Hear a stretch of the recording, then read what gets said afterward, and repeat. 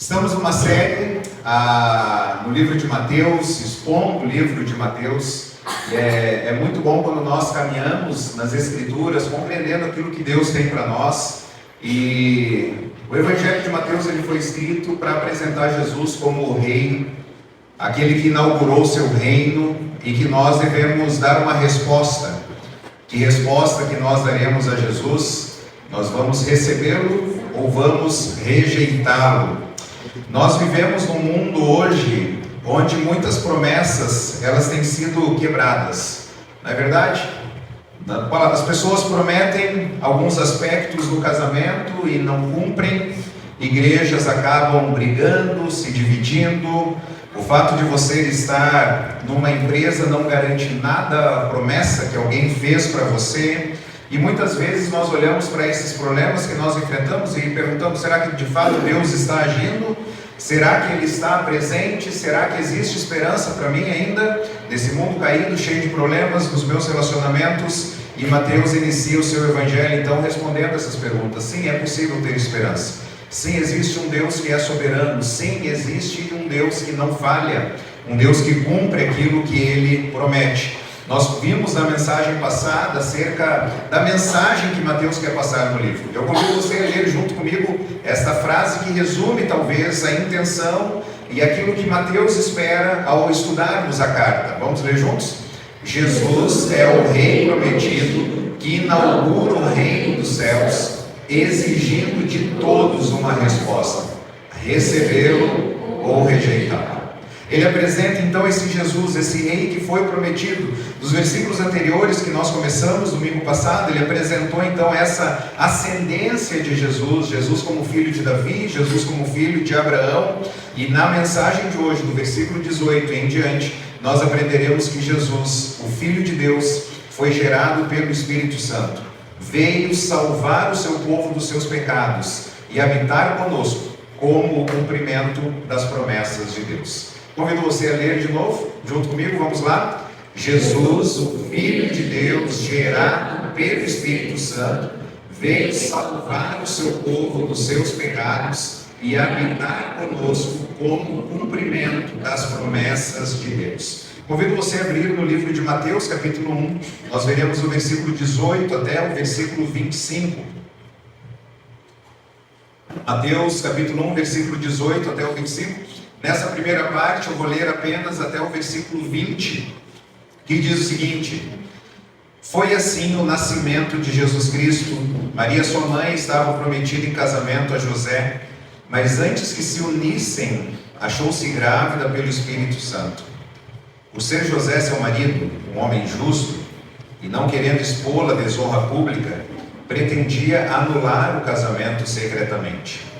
Mas depois de ter pensado nisso, apareceu-lhe um anjo do Senhor em sonho e disse: José, filho de Davi, não tema receber Maria como sua esposa, pois o que nela foi gerado procede do Espírito Santo.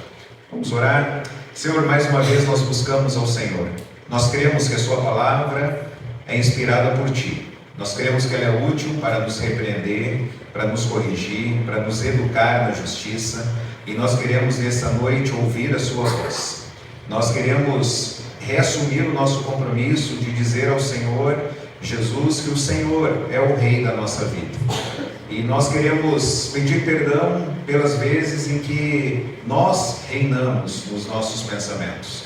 Nós reinamos nas nossas emoções, nós reinamos com as nossas decisões. E queremos nos humilhar perante o Senhor, clamando a sua graça, para que o Senhor nos ajude ao sairmos aqui, sairmos um pouco mais parecidos com Jesus. Um pouco mais firmados no compromisso que o Senhor venha reinar em todas as áreas da nossa vida. Nós cremos que a sua palavra é inspirada e nós cremos que é apenas o teu Santo Espírito que convence o homem do pecado, da justiça e do juízo. Por isso nós clamamos, ó Pai, ao meditarmos a sua palavra, que o Senhor nos ajude a nos submeter à sua vontade. Que o Senhor venha a governar as nossas vidas pela revelação que o Senhor nos deixou. Nós pedimos isso em nome de Jesus. Amém. Esse é um texto muito rico, esse é um texto maravilhoso, tem muito ensino, E algumas observações que nós precisamos fazer nesse texto, primeiramente, é que o nascimento de Jesus, o que envolveu, e Mateus ele começa falando que Maria, mãe de Jesus, havia sido prometida em casamento. Naquela época, os casamentos eram arranjados. Para a nossa geração, isso é muito difícil ouvir isso, né? Mas é eu que escolho, é eu que decido com quem eu vou casar, né? Como que pode uma sociedade dessa escolher com quem iria casar? Mas se você está casado, você entende muito bem que amor não é sentimento. Uma das inverdades que a sociedade prega para nós hoje é que nós devemos viver com base naquilo que nós sentimos. Mas isso não é verdade. Amor é uma decisão. Você decide amar, porque amar é se sacrificar. E com a emoção você não consegue abrir mão. Com a emoção você não consegue gerir essas decisões de viver para o outro, servir o outro e, se necessário for, se sacrificar pelo outro. Então, quando nós olhamos para o amor verdadeiro, nós conseguimos entender que amor sim é uma decisão, que naquela cultura havia os seus desafios, obviamente. Os pais chegavam, você vai casar com fulano. Então a pessoa precisaria, a partir daquele momento, tomar uma decisão de amar aquela pessoa da mesma forma como nós fazemos hoje. Nós decidimos amar alguém. Eu gosto muito de uma história que eu já compartilhei com os irmãos de um amigo nosso lá de Atibaia, quando ele entregou a vida dele para Jesus e ele passou por várias situações difíceis. Ele falou o seguinte, um dia ele compartilhando o testemunho dele, né, ele falou, quando eu entreguei a minha vida para Jesus, não foi para um dia só, foi para o resto da minha vida. Então eu sei a decisão que eu tomei, eu sei da onde Jesus me tirou, é uma decisão que eu tomei de amar a Jesus. Naquela época, então, nesse amor aqui, né, a Maria havia sido prometida em casamento, né, para José. O rapaz se casava, um outro choque importante aqui, cultural, o rapaz se casava naquela época com 18 anos, mais ou menos. A moça, ainda no início da adolescência. E aí, um casamento muito cedo. Hoje, nós já vivemos uma outra cultura, e que eu acho que tem horas que erra demais, porque estão tentando estender a adolescência até 24 anos, né? Cada vez você olha a adolescência, por exemplo, quando você olha a adolescência, você não tem adolescência na Bíblia. O que é adolescência? É uma licença para a pessoa agir às vezes como criança e às vezes agir como adulto, não é verdade? Agir como criança, é adolescente. Ele quer agir como adulto agora, quer tomar suas decisões, é que está virando adolescente. Mas na Bíblia não tem isso. Na Bíblia ou é maturo, imaturo, ou é maduro, ou é criança, ou é adulto. E os pais faziam isso, eles preparavam os filhos para a vida adulta. Então, quando chegava por volta de 18 anos, o rapaz já estava pronto para sair da casa dos pais, ir até a casa de uma outra moça e falar, senhor fulano, senhor José, a partir de hoje eu quero ser responsável pela sua filha. Você confia ela a mim? O cara teria que olhar para um outro homem e falar, esse homem é trabalhador, esse homem aqui é temente a Deus, esse homem aqui tem responsabilidade, e eu confio a minha filha a você, eu sei que você vai cuidar dela. Eles deram preparados. Na nossa geração não está fazendo mais isso. Não estão preparando mais filhos para o mundo adulto, né? Na verdade, ainda os filhos ainda muito crianças ainda crescendo. E uma outra informação é que o noivado ele durava aproximadamente 1 ano. Na Bíblia você também não tem namoro. Na Bíblia você tem amizade, você tem noivado e você tem casamento. Então, quando havia um noivado, saía do estágio amizade. Agora nós somos o quê? Noivos. E aí quando coloca a aliança na mão direita, né? Como quando noiva, está falando o que para a sociedade? Dentro de pouco tempo, nós vamos constituir uma aliança. Então, Maria havia sido prometida a casamento para José. Mas imagina, gente, José com seus 18 anos, Maria na adolescência ainda. O que acontece? Maria um dia chega para José e fala, José, a gente precisa conversar. O que foi, Maria? Fala aí. José jogando bola lá, talvez. Fala, Maria, o que é? Eu preciso que você sente. Por quê? Senta aí, nós precisamos conversar. O que foi, Maria? Eu estou grávida. Imagina como que foi essa conversa. Eles não haviam se unido ainda. O versículo 18 fala que ela foi prometida em casamento a José. Mas antes de que se unissem, ela achou-se grávida pelo Espírito. Então eles não haviam ainda casado, eles não haviam tido ainda intimidade sexual. Por que eles não haviam tido intimidade sexual no noivado? Por quê? Porque o sexo não foi feito para antes do casamento. O sexo foi feito para o casamento. Um presente que Deus deu para ser feito dentro do casamento.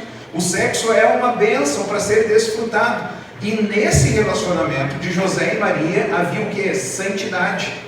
Havia pureza. Eles não haviam se conhecido ainda de forma sexual. E de repente ela chega para José e fala o quê? José, eu estou grávida. Vamos entender um pouquinho melhor como que foi isso. Deixa Mateus marcado, vá para Lucas, capítulo 1, versículo 26. Lucas capítulo 1, versículo 26.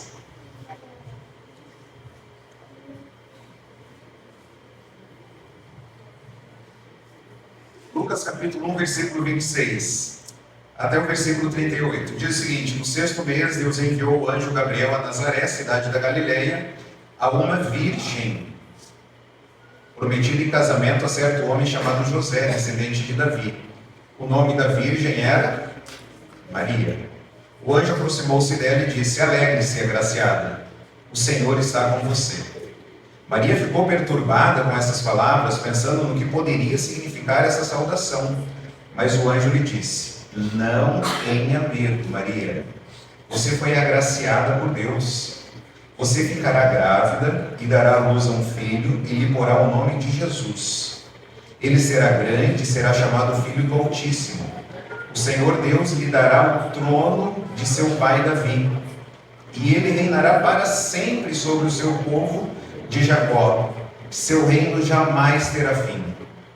Perguntou Maria ao anjo: mas como que vai acontecer isso? Eu sou virgem.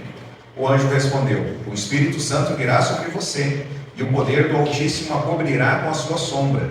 Assim, aquele que há de nascer será chamado Santo, Filho de Deus. Também Isabel, sua parenta, terá um filho na velhice. Aquela que diziam ser estéril já está em seu sexto mês de gestação, pois nada é impossível para Deus. Vamos ler o versículo 37 juntos de novo? Pois nada é impossível para Deus. Versículo 38. Respondeu Maria: sou serva do Senhor, que aconteça comigo conforme a tua palavra. Então o anjo a deixou. Nós veremos aqui no versículo Nós veremos aqui em Mateus que o anjo também se revelou a José. Então Maria está lá e de repente o anjo se revela a ela e fala: olha, você vai ficar grávida, mas como que vai acontecer isso? Porque se eu sou virgem ainda, o que vai acontecer é alguma obra sobrenatural por meio do Espírito Santo. E aí então imagina Maria sentando com José e falando para José: José, eu estou grávida. Imagina a cara de José. Aí Maria fala para ele, e ele pergunta: quem foi? Foi aquele fulano lá? O que aconteceu? Você me traiu? Não. Eu estou grávida do Espírito Santo. O Espírito Santo gerou em mim um nenê. Ele é Jesus, o nome dele vai ser Jesus. Ele vai ser filho do Altíssimo. Ele é o prometido que Deus, tudo que Deus prometeu vai acabar se cumprindo aqui. O versículo 19 lá de Mateus diz que José era um homem justo. Olha lá, volta lá para Mateus capítulo 1, versículo 19.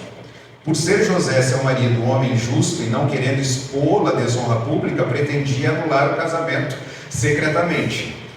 Isso aqui é muito interessante porque José amava Maria. Maria era uma mulher agraciada por Deus, era uma mulher muito especial. E José, porque o adultério, a gente vai ver aqui que o adultério, segundo Deuteronômio, poderia inclusive ser penalizado com a morte. E José não queria que Maria fosse morta, apedrejada, porque ele amava ela, e ele falou: cara, como é que eu vou resolver essa situação aqui, eu não fui, porque nós não tivemos relação sexual.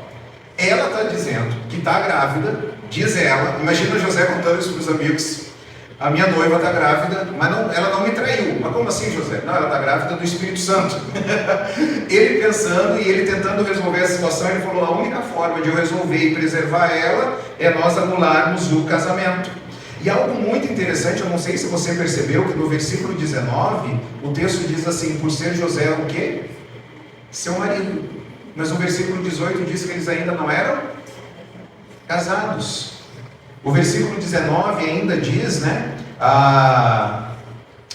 Fala que ele era o marido, e que no versículo 18 que eles não haviam se casados ainda, não haviam casado. Como entender isso aqui? Por que no versículo 18 diz que eles não eram casados, o versículo 19 chama José do seu marido? Por quê? Mais uma informação. Na cultura judaica, lembra, tinha amizade, noivado e casamento. Quando havia um noivado naquela época, era algo extremamente sério.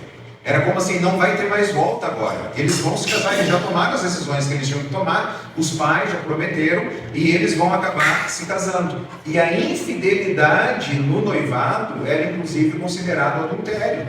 Então era algo muito sério até mesmo no noivado. Por isso que José está falando aqui, Mateus está falando que José era marido de Maria, apesar de eles não estarem casados, porque o compromisso de noivado era algo muito sério. E José, por ser justo, zeloso na lei, ele não queria submeter Maria a um julgamento público, ele pretendia anular secretamente o casamento. Irmãos, há uma outra informação que nós precisamos dar aqui. A tradição judaica exigia o divórcio em caso de infidelidade, em caso de adultério. José acreditou no que Maria contou? Sim ou não? Não. Não acreditou. Tanto é que ele está querendo o quê? Anular o casamento. Ele não. Algum homem aqui acreditar? Tem como acreditar numa história dessa? Não tem como. Então José, ele não acreditou no que Maria falou. E ele está pensando em anular o casamento, esse compromisso que eles tinham, né? Mas mesmo assim, mostrando compaixão à noiva. O divórcio entre os judeus, eu preciso que os irmãos prestem atenção nisso. O divórcio entre os judeus era algo normal. Perceba que não era algo muito longe dos nossos dias, né? O divórcio era algo normal, era algo fácil. E a nossa sociedade caminha para isso, cada vez facilitando mais. Mas nós precisamos lembrar que o plano de Deus é uma união entre um homem e uma mulher, e os dois se tornando o quê? Uma só carne. Hebreus capítulo 13, versículo 4 diz que Deus deseja que o casamento seja honrado por todos. Todos devem honrar o casamento. Todos devem considerar o casamento como algo muito especial que Deus programou, e aquilo que Deus uniu, o que a Bíblia diz? Ninguém separe. Mas aí nós vivemos um mundo caído, não é verdade, irmãos? O casamento não é honrado por todos. Existe violência nos relacionamentos, existe agressões, existe abandono, existe traição, existe adultério, existe falta de perdão, existe dureza no coração. E aí é por isso que em Mateus 19, quando há um embate de Jesus com os fariseus, os discípulos vendo, eles estão falando, olha, Jesus fala assim, está conversando com os discípulos falam, por que Moisés então mandou da carta de divórcio? E Jesus fala o quê? Moisés permitiu a carta de divórcio, por causa do quê? Dureza do coração. Quando existe coração duro, quando existe coração em pecado. O divórcio era comum entre os judeus, mas não faz parte do plano original de Deus. José, então, agindo de acordo com a tradição, agindo de acordo com a cultura, agindo de acordo com o que todo mundo está fazendo, todo mundo fez. Meus pais fizeram, deu certo. Meus avós fizeram, deu certo. Meus amigos fizeram, deu certo. Um pastor fez isso e deu certo. José, querendo agir conforme a tradição, ele vai lá e tenta anular o casamento. Mas algo acontece no versículo 20. Olha o que está no versículo 20. Mas depois de ter pensado nisso, apareceu-lhe o anjo do Senhor em sonho e disse: José, filho de Davi, não temo receber Maria como sua esposa, pois o que nela foi gerado procede do Espírito Santo. O anjo apareceu para Maria, agora o anjo aparece para José. José pensou bastante. Olha a diferença já de José para nós como homens, né? José, ele pensou o quê? Bastante. Ele não foi impulsivo. Está grávida? Quem é? Eu vou matar. Ele ficou tentando entender. Mas como nós, se nós estivéssemos naquele lugar, a gente não ia conseguir entender. Não tem como. Por quê? Porque algo sobrenatural estava acontecendo. E José fala assim: no natural, no normal, o que eu vou fazer? Eu vou anular o casamento, porque eu protejo ela, eu saio dessa situação aqui difícil também. Mas José não conseguia ver algo sobrenatural que estava acontecendo. E algo sobrenatural aconteceu no versículo 20. O anjo aparece para ele também. E uma das primeiras palavras que o anjo fala para José, ele chama pelo nome, ele fala: José, filho de Davi, não tema. Calma, José, calma. Não tema receber Maria. Porque o que nela foi gerado pelo Espírito Santo. Aí a história agora bateu. Agora o anjo sobrenatural está falando com José, ele fala: opa, peraí, isso é a mesma história que Maria falou para mim. Então não tema receber Maria como sua mulher. O anjo revela que Maria não foi infiel. E José, você deve continuar o plano de casamento. Algo importante que nós precisamos mencionar aqui também, olha como esse texto é rico. Durante muito tempo Deus se revelou em sonhos e através de anjos. Isso era muito comum também. E hoje, infelizmente, muitas pessoas hoje buscam esse tipo de revelação ainda sobrenatural, essas experiências. Mas, queridos, nós não precisamos mais, sabe por quê? Porque nós já temos a revelação completa de Deus. 2 Timóteo capítulo 13, versículos 16 e 17, fala que toda a Escritura é inspirada por Deus, toda ela, para nos ensinar, para nos corrigir, para nos instruir, para nos educar. Versículo 17 diz: para que o homem de Deus seja perfeito e perfeitamente habilitado para toda boa obra. Você já tem na Bíblia todas as informações que você precisa. Não tente agir igual o Gideão, né? Que acha que é fé, muita fé, né? Eu vou colocar o novelo lá fora, Senhor. Se tiver molhado é terra seca, porque o Senhor quer. Aí Deus mostra, aí você fala: não, agora eu quero diferente. Novelo seco e terra molhada, né? Inverte. E aí, tudo isso acontecendo. Isso, examine bem o seu coração, porque provavelmente isso é falta de fé. Você já orou, talvez, eu já orei. Senhor, se for da sua vontade que amanhã amanheça chovendo. Aí amanhece e está nublado, aí você fala: e agora? Choveu ou não choveu? E se choveu, esses dias eu estava em Limeira, choveu em Limeira e não choveu em Iracemápolis. Perdão, choveu aqui e não choveu lá. Samuca ligou e falou: pai, está chovendo aqui em Iracemápolis. Eu falei: não, se Limeira não, né? Aí, e agora, eu vou considerar isso como? Se choveu ou não choveu? Isso é falta de fé, irmãos. Essas provas para Deus é falta de fé. Porque nós já temos tudo na palavra. O que nos falta é estudar a palavra, nos debruçar sobre ela, orar, buscar o Senhor: Senhor, me mostre nas Escrituras. 2 Pedro capítulo 1 fala que Deus nos deu tudo. Vamos ler esse texto. Deus nos deu tudo que nós precisamos para a vida e para a piedade. 2 Pedro, vai lá, finalzinho da Bíblia. 2 Pedro capítulo 1, versículo 3.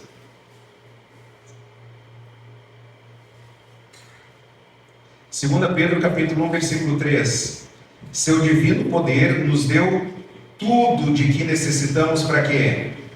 Para a vida e para piedade, por meio do pleno conhecimento daquele que nos chamou para a sua própria glória e virtude. Deus nos deu o quê? Tudo, irmãos, tudo que nós precisamos para viver e viver corretamente, para a vida e para a piedade. Então a revelação em sonhos que aparece aqui em Mateus, aparece em Lucas, vai aparecer em Mateus de novo para os magos, vai aparecer de novo para a esposa de Pilatos.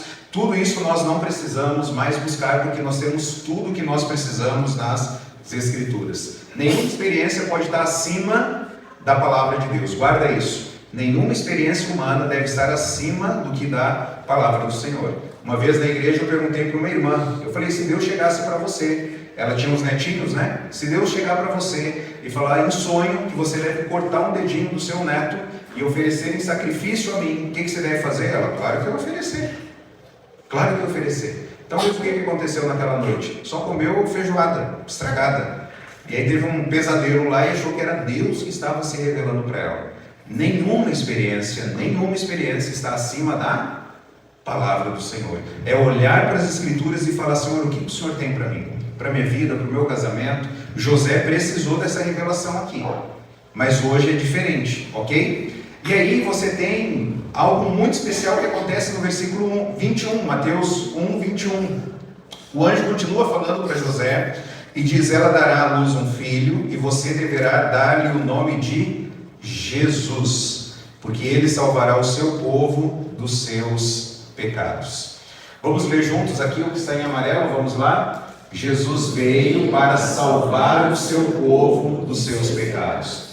José, Maria está grávida, ela vai ter um menino, o nome desse menino vai ser o quê? Jesus, e Jesus significa o quê? Salvador, Salvador. Do hebraico que vem a palavra Josué, lá no hebraico, Jesus vem de Josué, que significa Jeová é salvação. Por que o nome de Jesus deveria ser Jesus? Porque Ele salvará o seu povo dos seus pecados. Perceba aqui que interessante. Os judeus estavam esperando alguém que viesse libertá-los dos seus pecados? Era isso que os judeus esperavam? Não. Eles estavam debaixo do domínio de Roma. Eles estavam debaixo do poder de Roma. O que eles estavam esperando? Um líder militar. Um revolucionário. Alguém que chegasse assim, peguem armas, peguem facões, porque nós vamos lutar contra Roma, nós vamos libertar a nossa terra, porque Deus prometeu isso para nós, e vamos lá e inflar. Era isso que os judeus estavam esperando. Agora vem Jesus, e Ele vai entrar em Jerusalém como? Montado num jumentinho. Os judeus olham para tudo isso e falam, está muito errado, Deus, porque o que nós precisamos é de um libertador. Nós precisamos de um líder militar, nós precisamos de um guerreiro, e o Senhor está mandando alguém para morrer. Nós precisamos de alguém para viver, e o Senhor está mandando alguém para morrer. Os judeus não conseguiam entender isso. O rei prometido vai morrer para trazer salvação espiritual. Que grande mistério e que grande prova de amor de Deus por nós. Jesus, sendo Deus, se fez homem para representar a humanidade que transgrediu. E com os seus pecados ofendeu a Deus. Os nossos pecados ofenderam a Deus. Por isso que Jesus precisava ser Deus, homem. 100% Deus, 100% homem. Como homem para representar a mim e a você. Como Deus para representar Deus. Porque a ofensa foi cometida contra quem? Contra Deus. Nós temos, eu e a minha esposa, o contrato da casa, uma casa financiada, que tem um inquilino lá, e tem uma cláusula lá no contrato que se eu, como responsável do lar, eu morrer, a dívida é cancelada, em 75% só, tá, amor? Não te empolga. Em 75%. É cancelada. O banco não vai chegar para ela e falar, você está devendo 100%. Porque ele morreu. A dívida morre quando o ser humano morre. Acabou. E aí, como que nós, pecadores, nós vamos pagar agora uma dívida para alguém que não morre? Alguém que é eterno. Então Jesus precisava ser Deus. E Ele vem ao mundo, Deus se faz em carne, e Ele realiza um sacrifício perfeito, como homem representando os ofensores, e como Deus representando o ofendido. E Ele realiza um sacrifício perfeito, e Jesus vem para nos salvar, nos libertar. Perceba que Jesus nasceu para morrer, para que nós que estivéssemos mortos pudéssemos viver. Esse é o nosso Jesus que nós adoramos. E aí a gente pergunta a Deus, o que eu preciso fazer para ser salvo? Você não precisa fazer nada, porque Jesus já fez tudo. Não, mas eu preciso fazer alguma coisinha. Não, você não precisa fazer nada, nenhum tipo de ajuda, porque a obra de Jesus já foi perfeita. A única coisa que eu e você nós precisamos fazer é confiar. Eu aceito, eu tenho fé, eu acredito que Jesus morreu na cruz, para que eu, como pecador, eu que deveria estar lá, mas mesmo se eu tivesse 1000 vidas, eu não conseguiria pagar essa dívida tão grande. E aí Jesus vem, Ele assume, Ele fala, eu não fiz, Onés, mas eu pago. Que grande mistério, não é? Que grande amor de Deus por nós. A Bíblia diz, talvez com muita dificuldade, vai haver alguém que morra por um justo, quanto mais por um injusto. Quantas pessoas estão morrendo por falta de transplante? Quantas pessoas? E por que eu e você nós não vamos lá e fala assim, tira os meus órgãos e dê para essa pessoa? Porque nos falta o quê? Amor. Mas se for alguém da nossa família, o que nós faremos? Nós vamos nos entregar pelos nossos filhos. Nós vamos nos entregar pelo nosso pai, pela nossa mãe. Nós vamos entregar a nossa vida. Porque é difícil alguém morrer por um justo, mas e por um injusto? Alguém de nós aqui faria um transplante? Lembra daquele jovem que entrou numa creche na cidade de Saudades, em Santa Catarina, com um machadinho e matou algumas crianças? Lembra desse caso? Qual o seu desejo para aquele jovem, para aquele homem? Que ele possa queimar no inferno. E aí imagina que ele está precisando de um transplante e que só você é o doador, você morreria por ele? Não. Que ele sofra por tudo aquilo que ele fez. E aí Jesus vem e ele morre na cruz, o justo morrendo pelos injustos. Jesus então ele vai carregar a culpa, ele vai carregar o castigo do pecado, porque ele realizou um sacrifício perfeito. Irmãos, isso aqui é tão importante, vamos ler juntos? A culpa e o castigo do pecado são removidos pela pessoa e obra de Jesus. Quantas vezes eu e você, lá no fundo, não assim essa conversinha furada que a gente tem às vezes com as pessoas, eu sou uma pessoa boa, eu sou uma pessoa boa. Você está sozinho mesmo, com seus pensamentos, com as suas lembranças, aquilo que você já fez lá no passado. E aí você chega à conclusão e fala, cara, que traste que eu sou. Eu não mereço o amor da minha esposa, não mereço o amor dos meus filhos, não mereço o amor dos meus amigos. Se todo mundo soubesse o que passa dentro do meu coração, já teriam nem se relacionado mais comigo, de tão podre que eu sou. Porque você conhece tudo aquilo que já passou nos pensamentos. Você conhece tudo aquilo que você já falou, tudo aquilo que você já desejou. E pior, tudo aquilo que você fez. E que talvez você tenta ocultar isso, as 7 chaves, para que ninguém venha descobrir. E aí de repente, nesse grande mistério vem Jesus, perfeito, e fala, eu vou morrer no lugar dele. E ele remove agora o pecado, ele remove agora a culpa, ele nos torna limpos. Agora a dívida foi paga. Mas o diabo ele é sujo ainda, ele vem assim e fala, seu pecador, você não merece. E o que a gente fala para o diabo? Não mereço mesmo. Por isso que a salvação é pela graça. Por isso que a salvação é de graça. Eu só aceito. Irmãos, a gente tem tanta dificuldade em entender isso. Imagina, a mocinha, esqueci o nome dela, a Cecília, tão lindinha, pequenininha. E ela precisa fazer um transplante, vai a mãe e o pai, e fazem de tudo, e pagam, e se precisar se sacrificam, e dão seus órgãos. Aí daqui a pouco a Cecília sai do hospital lá, depois de 1 mês, 2 meses de recuperação. Aí o pai e a mãe estão felizes, olham para ela, se emocionam dela entrando na sala, e de repente ela vai lá no quarto, pai, mãe, lembrei de uma coisa, ela vai lá no quartinho dela, e pega o cofrinho dela cheio de moeda, e fala, pai e mãe, eu estava pensando aqui, eu quero pagar o que vocês fizeram por mim. Vocês aceitariam?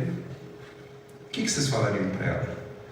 Filhinha, o que a gente fez não tem valor.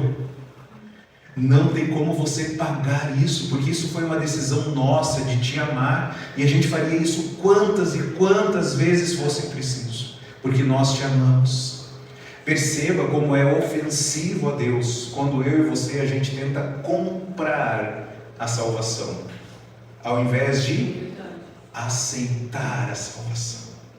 Ao invés de aceitar a salvação e viver sem culpa, sem o castigo, porque Jesus ele veio para isso, para nos libertar. E aí não para por aí as verdades, ainda no versículo 22 a 25, diz, tudo isso aconteceu para que se cumprisse o que o Senhor dissera pelo profeta, a virgem ficará grávida e dará luz a um filho e lhe chamarão Emanuel, que significa Deus conosco. Ao acordar José, um homem, obediente e justo, o que José fez? Fez o que o anjo do Senhor lhe tinha ordenado e recebeu Maria como sua esposa. Mas não teve relações com ela enquanto ela não deu à luz um filho e lhe deu o nome de Jesus. Irmãos, olha que incrível, Jesus veio para salvar. E significa o que a pessoa de Jesus? Significa que Deus, Cristo, é um Deus conosco. O nome é Emanuel.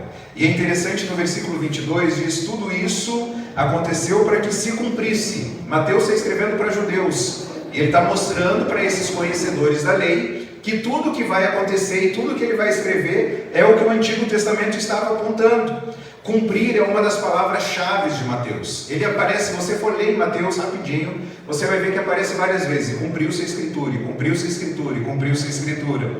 Por diversas vezes, Mateus está apelando aqui para o Antigo Testamento. E ele vai usar textos provas para isso. Ele vai mostrar, olha, se cumpriu aqui. E esse aqui ele começa já falando, ó, se cumpriu o que o profeta falou. Ela vai ter a virgem vai ficar grávida e ela vai ter alguém que vai se chamar Emanuel. É o que Isaías falou. Então, além da palavra cumprir, aparece mais de 130 alusões no livro sobre o Antigo Testamento. E algo muito interessante que eu compartilhei com alguns irmãos essa semana, olha que impressionante a pregação expositiva, quando a gente está preso no texto e fala o que o texto quer falar. Não o que a gente quer falar, né? A gente fala o que o texto quer falar. Quando Mateus fala assim, e assim se cumpriu o que foi dito, aí eu fui ver as outras partes que Mateus fala, e assim se cumpriu, e assim se cumpriu. E aí você tem cerca de 12 vezes isso. Mas tem várias alusões no Antigo Testamento, por exemplo, no Sermão do Monte, né? No Grande Mandamento também. Jesus está fazendo o que? Alusões ao Antigo Testamento. E Mateus está mostrando isso. E aí, irmãos, vai para cerca de 130 referências, 130 alusões. E aí só nessa parte aqui eu fiquei cerca de 2 horas e meia. E aí eu falando para alguns irmãos, né, eu fiquei 2 horas e meia trabalhando só nessa informação para isso ser transmitido em 5 segundos.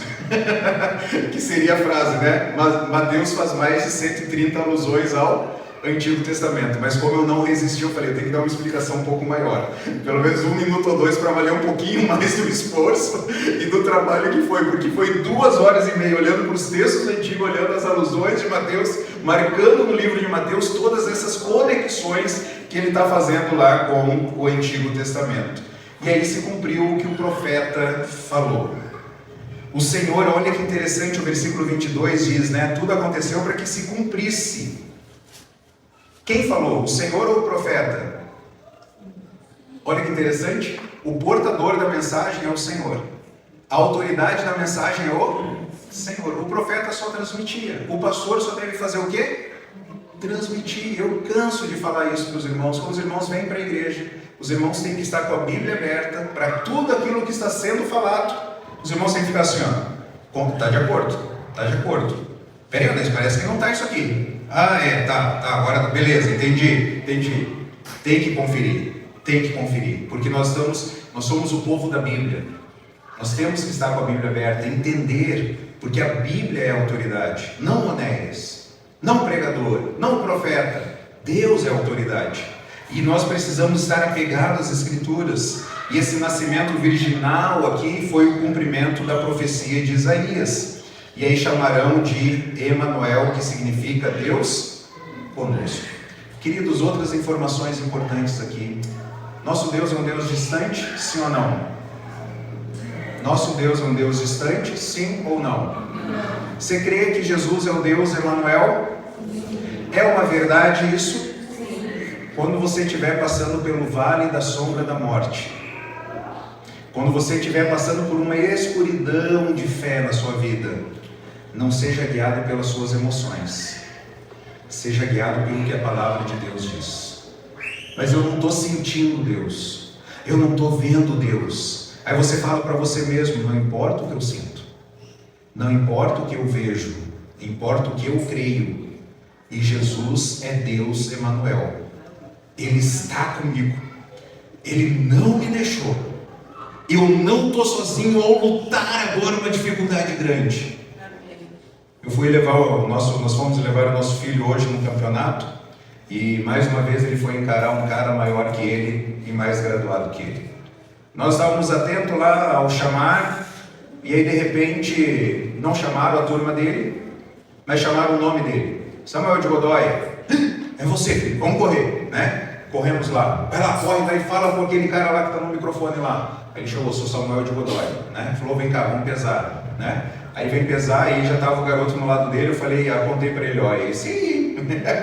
Ele olhou assim, filmou o cara, de alto a baixo, assim, né?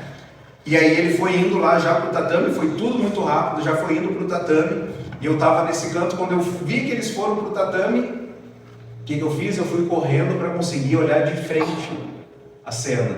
E aí na hora que eu estava chegando lá, sabe o que o Samuel fez? Ele olhou lá para onde eu estava. Porque ele queria ver o pai. Queria saber que o pai está presente. E por ele ter a certeza que o pai não o deixaria lá, aquilo ali não perturbou ele. Tenho certeza. De repente ele começou a olhar para frente, aí opa, ele viu a gente, ó, tá ali.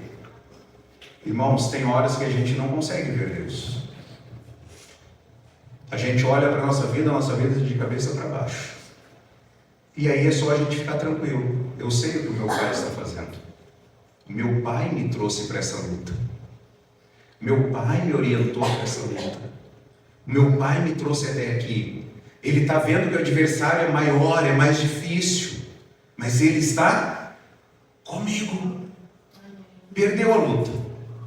E na hora que ele perde a luta, quem que ele está procurando? Cadê o pai? Saiu um pouco triste, só um pouco também, nem chorou.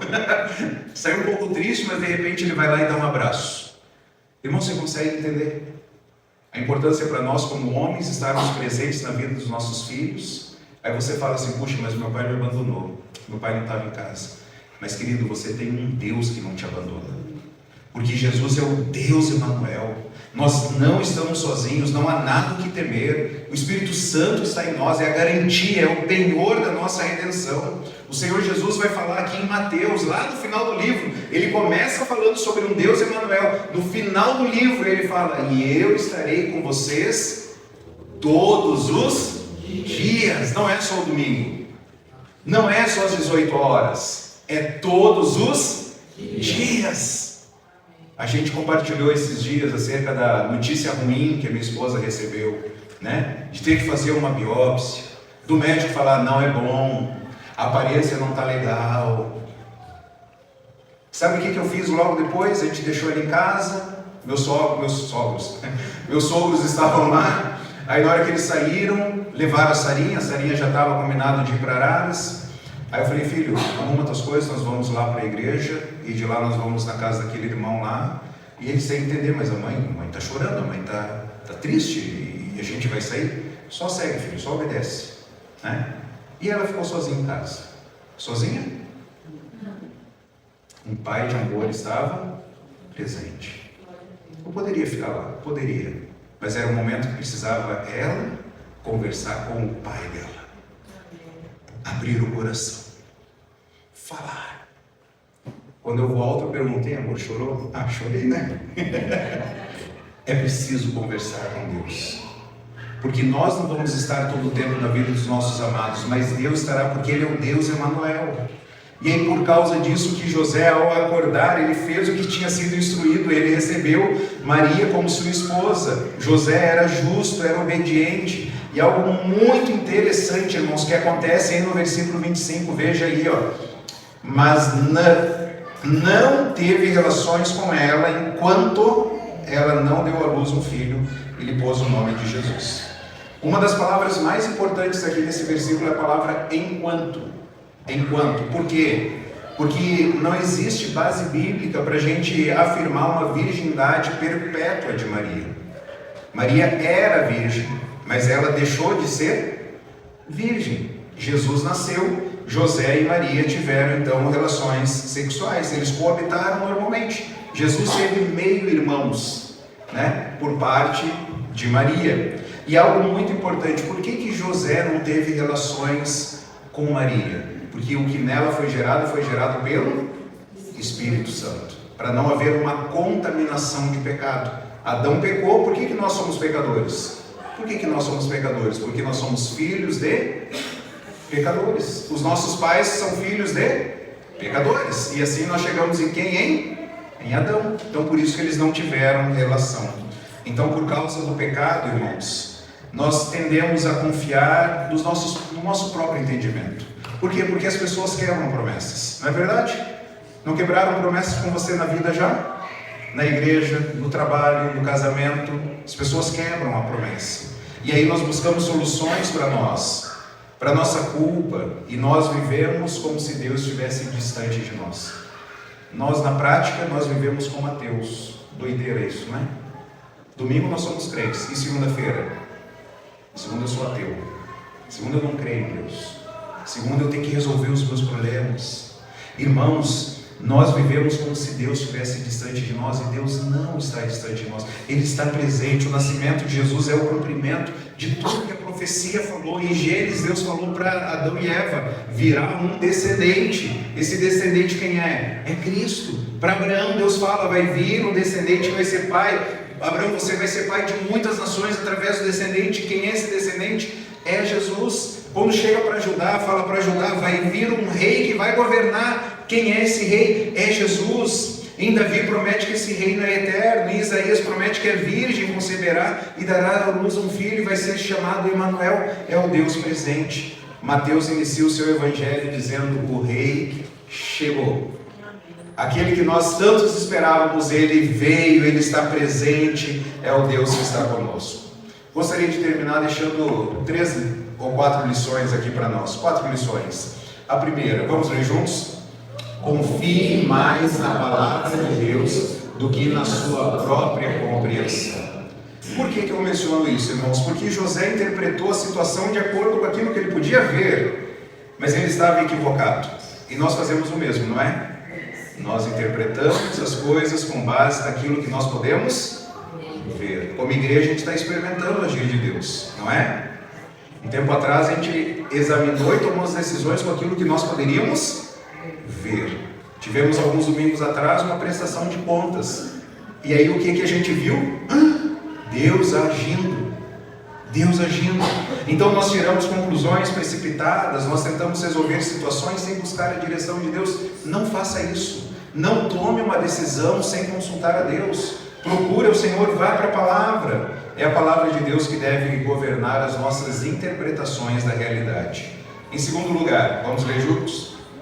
Preserve a pureza sexual. Agora foi mais baixo que o primeiro. Vamos lá? Preserve a pureza sexual. Maria e José, eles viveram em pureza durante todo o período de noivado. A cultura muda, mas a vontade de Deus não. Sexo antes do casamento é pecado. Sexo fora do casamento é pecado. Não fazer sexo no casamento também é pecado. Só que a gente inverte tudo. Faz antes, faz depois, não faz, né? Antes é pecado, fora é pecado, e não fazer no casamento também é pecado. Adultério continua sendo pecado. A sexualidade deve ser vivida dentro da aliança do casamento. É uma bênção. Em quarto lugar, vamos ler juntos? Reconheça que seu maior problema é o pecado. Muitas pessoas querem que Jesus resolva problemas temporários. Senhor, eu estou com uma dívida. Senhor, eu estou com um problema de saúde. Senhor, eu estou com isso. Mas Jesus veio para salvar pecadores. O maior problema, irmãos, Jesus já solucionou. Quando a Má tomou o baque lá da notícia, eu comecei a falar com ela: qual o problema, amor? Qual é o problema? E se eu não puder amamentar? Deus já providenciou tecnologia aí, tem um monte de coisa aí que dá, né? Dá certo. E se for muito grave? Se for muito grave, começa o tratamento mesmo na gestação. E se não for muito grave, neném nasce e começa o tratamento. E se der tudo errado? E se ela for e eu for, deu tudo errado? Jesus já resolveu o problema. Irmãos, é essa esperança que nós temos. É o que Jesus, o anjo, falou para Maria, falou para José e fala para mim e para você: não temas. Não temas. Nosso maior problema já foi resolvido. Escreva isso no seu computador: não temas. Escreva isso no celular: não temas. Escreva isso no número do teu mecânico. Quando o mecânico for ligar para você, vai aparecer lá na ligação: não temas. Não temas. No médico, quando o médico te ligar: não temas. Quando o laboratório falar: ó, o exame está pronto, pode vir buscar. Não temas. Reconheça que o seu maior problema é o pecado. E Jesus veio para salvar os pecadores. E nós não precisamos mais temer. E eu preciso perguntar: você já recebeu o perdão dos pecados? Você já se arrependeu dos seus pecados? Você já confiou em Jesus como Salvador? não coloque a sua esperança em você, porque você sabe muito bem que você é pecador. Nós sabemos muito bem disso, porque nós pensamos errado, nós falamos errado, nós fazemos errado. E às vezes até não fazer nada também é pecado, porque a Bíblia diz que aquele que sabe que deve fazer o bem e não faz, comete pecado. A esposa está lá fora, 9 da noite, recolhendo a roupa e você não vai ajudar. Sabe que deve fazer o bem e não faz, comete pecado. 9 da noite, 10 da noite, a esposa está lavando a louça. Aí você está lá assistindo filme no celular.